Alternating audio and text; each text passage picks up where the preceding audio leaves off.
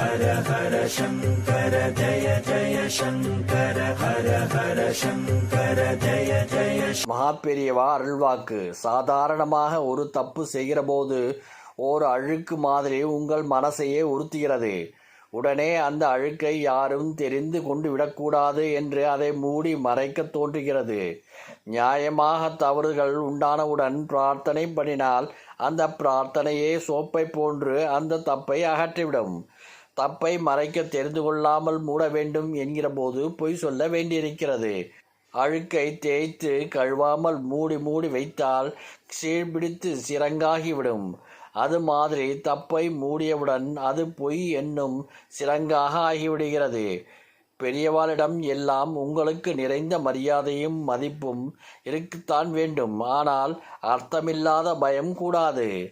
பயம் உள்ள தூய்மையை கெடுக்கின்ற அழுக்கு. தப்பு செய்தால் கூட அவர்களிடம் உள்ளதை சொல்ல வேண்டுமே ஒழிய பொய்யால் மூடி மறைக்கக்கூடாது. ஜெகத்குரு காஞ்சி காமகோடி ஸ்ரீ சந்திரசேகர சரஸ்வதி சங்கராச்சாரிய சுவாமிகள். ஹர ஹர சங்கர ஜய ஜய சங்கர ஹர ஹர சங்கர ஜய ஜய.